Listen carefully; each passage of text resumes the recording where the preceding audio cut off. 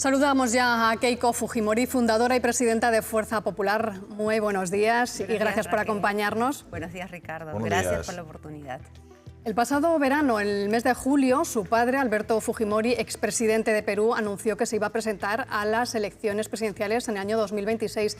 Él falleció el pasado mes de septiembre. ¿Va a tomar usted el relevo? ¿Usted va a ser candidata a esas elecciones? Bueno, antes de contestar su pregunta, mi padre enfrentó la enfermedad del cáncer por más de 27 años y teníamos mucha esperanza que iba a seguir con esa misma vigorosidad. Sin embargo, el cáncer se esparció y lamentablemente se lo llevó el 11 de septiembre. Para nosotros ver la multitud que fue a despedirlo fue muy conmovedor y como las últimas semanas sufrió y tuvo muchísimo dolor, finalmente a nosotros los hijos nos reconforta saber que está descansando en paz. Ahora, volviendo a su pregunta, yo todavía no he tomado esa decisión, es algo que voy a tener que conversar, por supuesto, con mi familia, con mis hijas. Sin embargo, el panorama político en el Perú es un escenario singular, nunca antes visto. Normalmente, históricamente, siempre hemos tenido entre 8 a 12 partidos políticos. Sin embargo, las normas fueron cambiadas hace 5 años atrás y en estos momentos tenemos 35 partidos vigentes ya. Probablemente enfrentemos la próxima elección con cerca de 45 partidos políticos. Eso nos lleva a los políticos en el Perú, primero, a dialogar y a buscar candidaturas de consenso. Entonces, mi primera prioridad será buscar eso, una candidatura de consenso con otros partidos políticos que, al igual que nosotros, defiendan la democracia, el Estado de Derecho, la Constitución. Y de acuerdo a eso veremos qué resulta de estas conversaciones. De lo que yo decida finalmente será más adelante, previo a estos diálogos con otros partidos políticos que lo venimos haciendo ya desde hace varios años. O sea, si usted pudiese, señora Fujimori, aglutinar varias formaciones, ¿sí daría el paso para presentarse en abril de 2026? Sí, e incluso yo he dicho que no está dentro de mis prioridades yo ser la candidata presidencial. Siempre he señalado y estoy en ese esfuerzo de construir un partido político institucional que vaya más allá de un nombre o de un apellido. Estamos trabajando fuertemente en la formación de nuevos cuadros y de jóvenes y entonces creo también que hay que darle oportunidad a otras personas. Entonces, mi prioridad para buscar este consenso y este diálogo es sentarnos a conversar sin que haya una ambición personal. ¿Por qué querría usted presentarse a esas elecciones? ¿En qué situación está ahora mismo ese país y qué cambiaría? Cuando salgo del Perú tengo como política nunca criticar al gobierno de turno, se trate de quien se trate.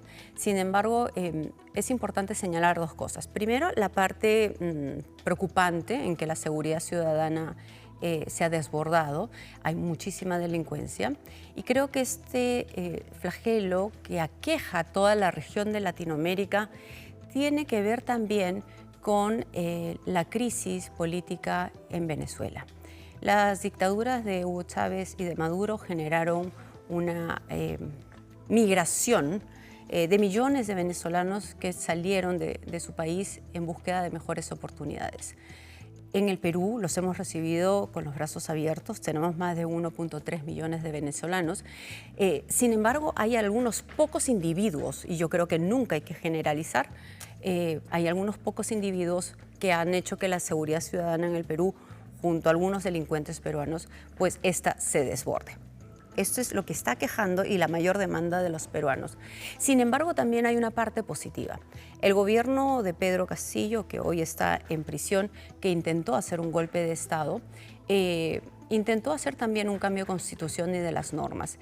Los partidos políticos democráticos como Fuerza Popular en el Perú defendimos la Constitución, defendimos la democracia y hoy en el Perú, más allá de las crisis políticas que puedan haber, tenemos una política macroeconómica bastante estable. La Constitución se mantiene y esta Constitución tiene un capítulo económico muy importante que dice que los inversionistas, tanto peruanos como extranjeros, son tratados en igual de condiciones. Y por eso es que las inversiones en el Perú aumentaron. además de poder dar en Santander mañana unas charlas a los jóvenes, tengo reuniones también con políticos y empresarios justamente para comentarle de las bonanzas que existe en el Perú. Lo que llama la atención a mí, señora Fujimori, me llama la atención la fragmentación política de la que habla usted. Fragmentación también se ve en la sociedad, hay una división social importante también en Perú, y que sin embargo haya esa bonanza económica de la que usted habla. Parece que son cuestiones paradójicas, contradictorias una con otra. Sí, yo creo que la vigencia de la Constitución política ha permitido, nosotros le decimos que se manejen en cuerdas separadas. Uno, la política, efectivamente, donde ha habido confrontación, y creo que los políticos tenemos que trabajar fuertemente en lo que será un proceso de reconciliación, pero otra cuerda es la cuerda de la macroeconomía. Tenemos además como presidente del Banco Central de la Reserva a Julio Velarde, uno de los mejores presidentes a nivel de Latinoamérica, y eso también nos da la serenidad para que las cifras que vemos hoy en el Perú sean mucho más positivas que el resto de la región. Yo quería preguntarle por una noticia que hemos conocido hoy, que es esa condena al expresidente Alejandro Toledo. No sé qué valoración hace al respecto, la hemos conocido hace unas horas. Sí, a ver, es de público conocimiento que Alejandro Toledo siempre se ha caracterizado por ser un antifujimorista, pero en estos momentos yo dejo la división política.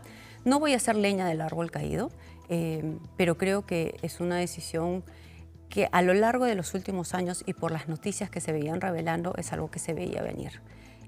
No voy a hacer ninguna opinión adicional para que no se malinterprete y no le deseo el mal a nadie, se trate de quien se trate. Bueno, hay que recordarle a todos los espectadores que Alejandro Toledo, presidente de Perú, expresidente de Perú, ha sido condenado a 20 años de prisión por aceptar sobornos valorados en 35 millones de dólares por una de las principales constructoras que operan en el país. Sí, como peruana es muy triste ver este tipo de decisiones a quien ocupó el cargo más importante en nuestro país. Antes hacía referencia a Venezuela, hemos visto que ha participado en actos en favor del pueblo venezolano. ¿Cuál es la situación ahora mismo? ¿Qué cree que debe pasar allí?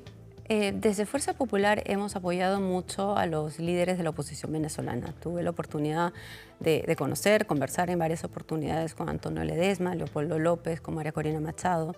Acabo de estar hace 2 semanas en un foro de la Unión de Partidos Latinoamericanos, donde hemos conversado mucho sobre la resistencia cubana, y sobre el apoyo que le debemos dar a la oposición venezolana. Sin duda, la crisis que ocurre en Venezuela nos compete a todos. Desde nuestro partido hemos hecho una serie de denuncias penales contra el dictador Maduro y nos corresponde seguir levantando nuestra voz para que los venezolanos recuperen su país y su democracia. ¿Qué opina del Grupo Puebla? Bueno, es un grupo que tiene la apariencia de ser un grupo de intelectuales de izquierda, pero considero también que es un grupo que desestabiliza mucho a la región con sus apoyos, por ejemplo, a lo que ocurre en Venezuela, Cuba, Nicaragua, dice mucho de cuál es la posición política de ellos.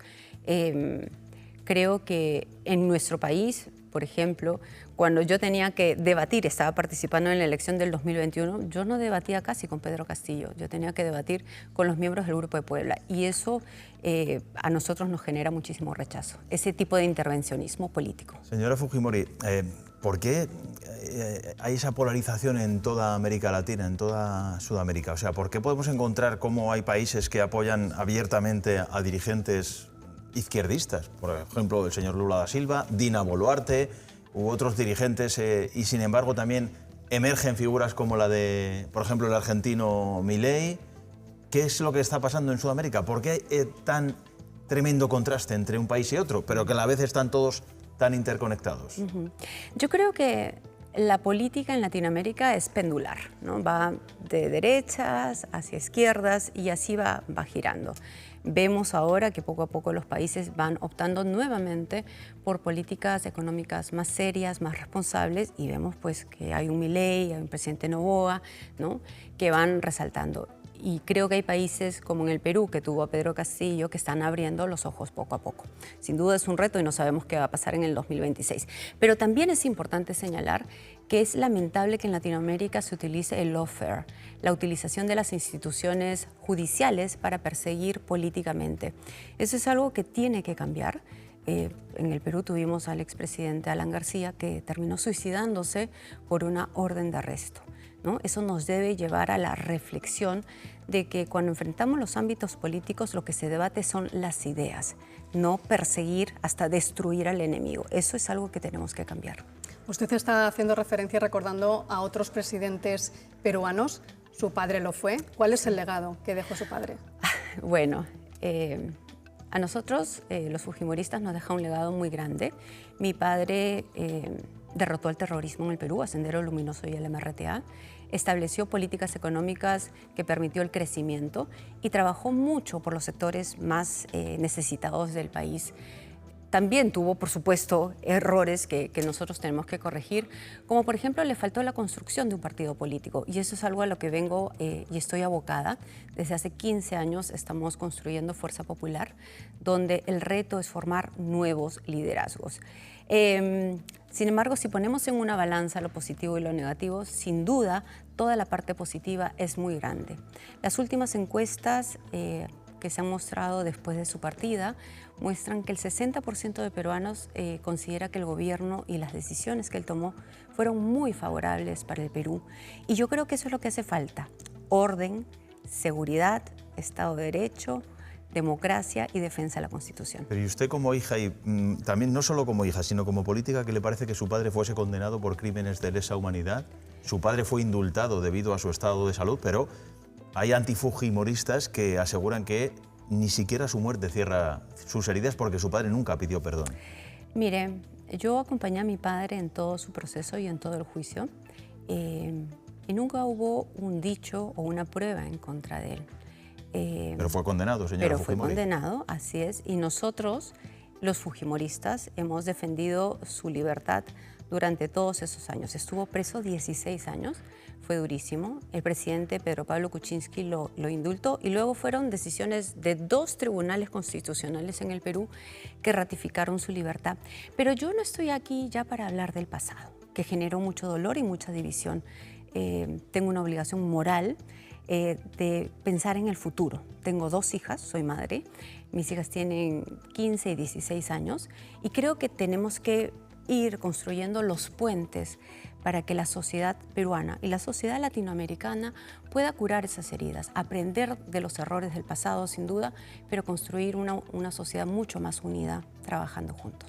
¿Cómo definiría las relaciones que hay ahora entre Perú y España, o cómo deberían mejorarse si considera que no son ahora las más favorables? España es un socio estratégico del Perú y de hecho voy a tener varias reuniones con empresarios y políticos. Para nosotros es muy importante que sigan viendo al Perú como un aliado, que vayan, que apuesten por el Perú. Hay temas pendientes, sin duda. Me parece que el tratado de doble tributación, que tiene que ser analizado, evaluado por los propios congresos, que eso facilitará mayores inversiones. Los invitamos a que vayan al Perú, es un destino turístico maravilloso y además con una comida y una gastronomía de lujo.